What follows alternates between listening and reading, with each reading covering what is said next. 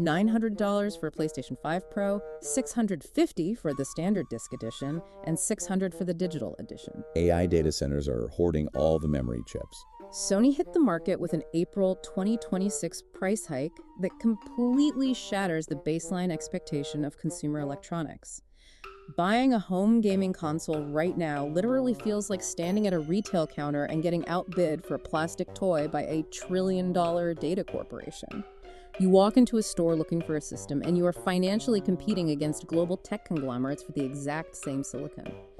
Going to buy a gaming system feels like getting pickpocketed in broad daylight by a corporate algorithm. TrendForce reports show 70% of global memory hardware production is actively shifting toward high-bandwidth memory and server-grade DDR5. Semiconductor manufacturers operate massive fabrication plants requiring months of lead time to change their physical output. 70% of the entire global supply. They are systematically reallocating their assembly lines to service the industrial artificial intelligence sector instead of consumer goods. Producing standard consumer hardware offers severely lower profit margins for those silicon foundries. Selling server-grade memory to tech giants provides guaranteed, massive contracts, stretching years into the future. Raw materials and factory time required to build consumer devices get sacrificed to fulfill enterprise orders. The artificial intelligence industry basically operates like a giant industrial vacuum, sucking up all the essential manufacturing resources. Everyday buyers are left staring at these inflated price tags on a 6-year-old console design. Consumers absorb the cost of that supply chain disruption directly at the checkout screen. Tariffs recently applied to Asian manufacturing centers add another massive premium on top of the base component shortage. Gaming consoles rely heavily on random access memory to render complex graphical environments. When the companies making that memory decide they would rather sell it to Google or Microsoft for massive server farms, the cost of building a home console skyrockets. Stack design high-bandwidth memory provides the exact architecture data centers require to train algorithms. Traditional consumer memory lays silicon chips out horizontally on a circuit board, spreading the data paths out wide across a physical plane. High bandwidth memory stacks the silicon chips vertically like a skyscraper.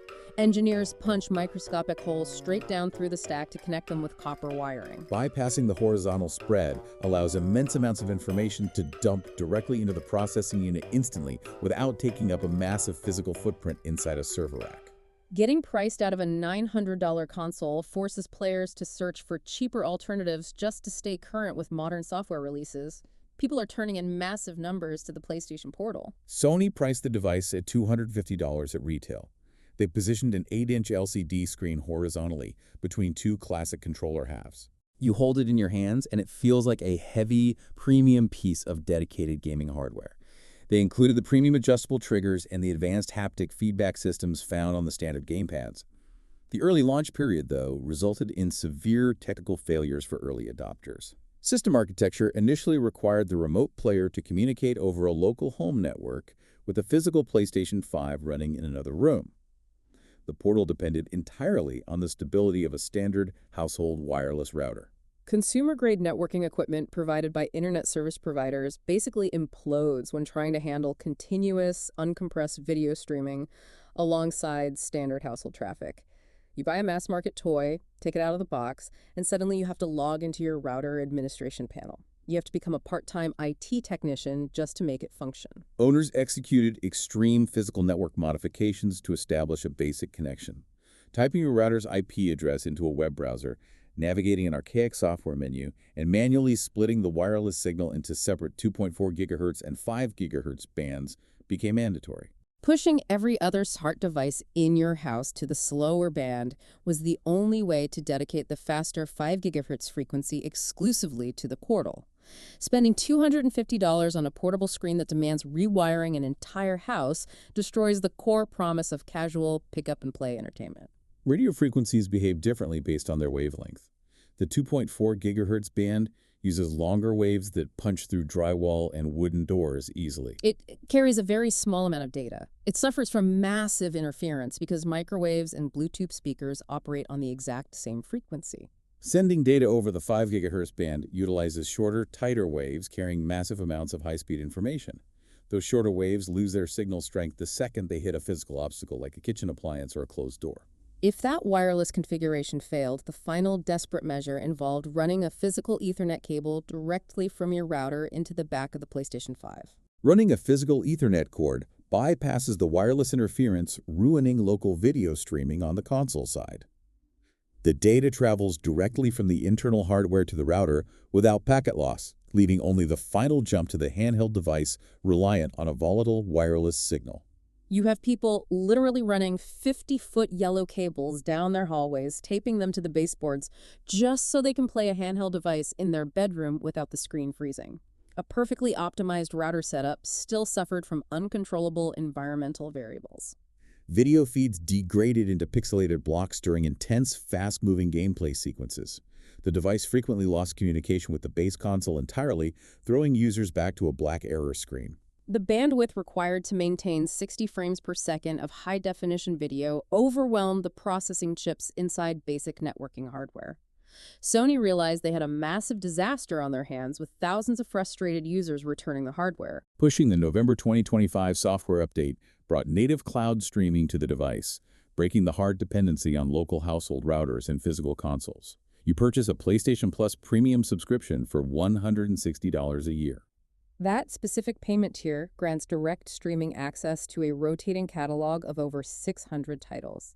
They bypass the physical local network requirements entirely by activating direct cloud server access.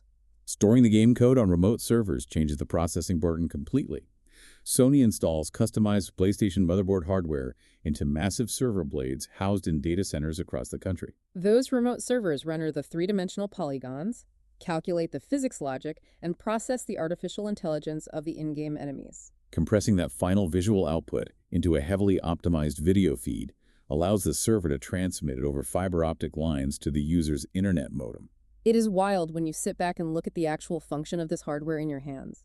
The modern portal operates exactly like a 1980s dummy terminal. Receiving that incoming video feed simply requires the portal to decode the signal and send the raw controller inputs back up the chain to the server. All the massive computational power generating the graphics is located hundreds of miles away in a climate-controlled room. You just hold a screen displaying the results of that distant math. Version 7.0.2, deployed directly to the hardware on April 8, 2026. Stabilizing the network connection allowed the device to output at a sustained maximum resolution of 1080p at a flawless 60 frames per second. Saving over $200 by avoiding the physical console feels like discovering an ignored back door into an exclusive club. You bypass the global hardware shortage entirely by renting time on a corporate machine. Engineering teams rewrote the error handling protocols to prevent the system from completely disconnecting when the internet speed drops momentarily. Prior updates added massive quality-of-life features for daily users. They replaced the tedious controller typing with a simple system letting you create an account and sign in by scanning a QR code with your mobile phone camera. Providing trophy notifications and game invites directly on the screen prevents the system from pulling you out of the action or breaking the video feed. Players are accessing massive, graphically intense titles like Ghost of Tsushima and Cyberpunk 2077 on a $250 piece of plastic. The sheer volume of available software turns the device from a questionable, broken accessory into a completely standalone platform. Relying entirely on cloud servers solves the massive financial barrier of buying a $900 console, but introduces severe physical limitations to daily play sessions. Decoding a high-definition video feed constantly drains the lithium-ion cells at a rapid pace. The internal battery dies after roughly 2 hours of continuous use. You are permanently tethered to a wall outlet or a heavy portable power bank for any long gaming session on the couch. Pressing a button sends a signal from the handheld device through the local router across the country to a server and back to your screen, creating a highly measurable delay in the gameplay. Cloud streaming inherently suffers from physical input lag. Even if you have a gigabit fiber connection wired directly to your house, you cannot beat the physical speed of light. When you press the jump button, that tiny electrical signal leaves your controller and hits your local router. Traveling through the physical fiber lines buried in your street, the signal bounces through multiple internet service provider routing switches. It travels hundreds of miles to a server rack, gets processed by the game engine, and sends a brand new video frame all the way back through that exact same maze to your house. That entire round trip takes milliseconds. Your digital character executes a jump animation a half second after your physical thumb input registers. Playing a competitive match in Call of Duty Online requires frame-perfect reflexes, with players making decisions in 1/60th of a second. That slight delay ruins competitive shooters and fast-paced fighting games. Turn-based role-playing games or relaxed exploration titles work perfectly on the cloud because exact timing is completely irrelevant to the gameplay loop. Sony actively restricts access to titles that simply cannot function under the physical constraints of network latency. High-profile games like Call of Duty, Black Ops 7, and Tekken 8 remain absent from the cloud library for this exact reason. Players are investing heavily in protective gear for the hardware they do possess. You have a fragile 8-inch slab of exposed glass that serves as your only window into this entire cloud ecosystem. Spigen rugged armor Pro cases dominate the third-party accessory market. Purchasing this specific protective shell costs $43.99 in the United States, or £28.99 in the United Kingdom. People are spending a premium just to keep the screen from shattering during a daily commute. Manufacturers designed a rigid carbon fiber textured exterior shell to absorb external impacts, but they failed to secure the internal cargo with a custom molded fit. The actual console sits loosely inside the massive main compartment. Transporting the device safely requires physical modifications to the interior of that protective shell. Utilizing the two large storage compartments designed specifically for peripheral equipment allows you to fit coiled charging cables and official Pulse Explorer wireless earbuds into custom molded sections. We engineered a magical $250 piece of glass that beams high-end graphics through the air from a server farm 3 states away. To safely carry it, you have to literally carve up cheap acoustic foam from a hobby store. Owners buy aftermarket pick-and-pluck foam, measuring the internal dimensions of the Spigen case and cutting custom blocks with utility knives to stop the portal from shifting around during travel. You buy futuristic cloud technology, and you have to stuff it with aftermarket foam scraps just to sit securely in its own official carrying case. The official accessory makers failed to measure the basic internal tolerances of their own product. Carving custom foam inserts ensures the fragile screen avoids direct impact damage against the hard interior plastic.